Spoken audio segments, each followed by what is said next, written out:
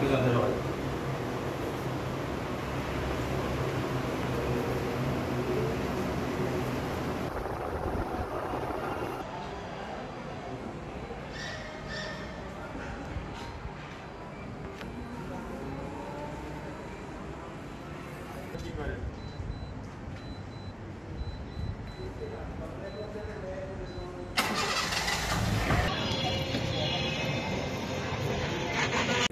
Dhamrai কেলিয়ায় men's washing নামে একটি কারখানায় গত 5/2/2025 তারিখ দিবাগত রাত্রিতে একটি ডাকাতির ঘটনা ঘটে।